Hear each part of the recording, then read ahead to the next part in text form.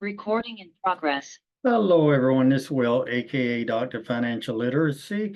So this is part 3 in multiple parts in terms of how I have used velocity banking and accelerated banking to reduce my debt. In part 1, we looked at my income, $1,694.93 every 2 weeks for 1 month went into a checking account. The second part, we looked at just the expenses. So here we still have about, on average, my expenses over the last 6 months have been about $3,000. Sometimes lower, sometimes higher in terms of sometimes I had to pay registration fee. I paid my insurance 6 months in advance. So it kind of goes up and down, but on average, about $3,000 a month. Within that $3,000 a month, I had my daily expenses, my monthly expenses, and my rent utilities expenses kind of like broken down into 3 categories into a budget. The cash flow after I paid my bills and everything, I was left with about $400 a month or $389. In terms of what information that I was looking to try to convey was that I've used velocity banking and accelerated banking to reduce my debt on various credit cards, or what some velocity banking advocates call debt tools. For this particular credit card, it was a Navy Federal credit card, $5,212.45. I placed my entire income of $3,889.86 onto the credit card. Now, I didn't account for the expenses of $3,000 in here. I just simply showed in the earlier videos that I placed my entire, through bank statements, that I placed my entire 2 checks onto the Navy Federal card, which had a statement ending balance of $52,1245 and a due date of 6/1/24.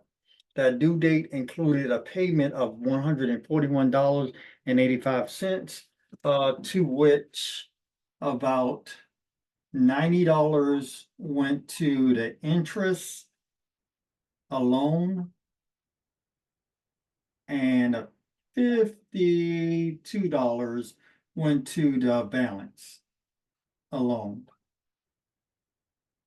And here you can see that. So the statement balance from last month was $5,212.45. The monthly payment was $141.85, but of that, only $51.90 went toward the principal, which would have gave me a June balance going forward of $51.60 plus any additional charges that I made, which I have made because we're into doing my monthly payment. Now, one of the objectives for this part 3, we're simply talking about, okay, some advocates or some individuals say that you can use a checking account to get your expenses onto the credit card. Navy Federal does not have such a mechanism of having a checking account overdrawn or empty, and you try to have it pulled from your credit card. So I have a Navy Federal checking account. I have a Navy Federal credit cards. I talked to Navy Federal and I cannot link as of today, 6/8/24, I cannot link the checking account to the credit card. Now, what they do have, if my checking account overdrawn, or if I want to link to the checking, not the credit card. So if I want to link to the checking account, I can do one of 3 things. One, I can get what they call overdraft savings transfer. So in a shared savings account, I can have maybe $1,000 there.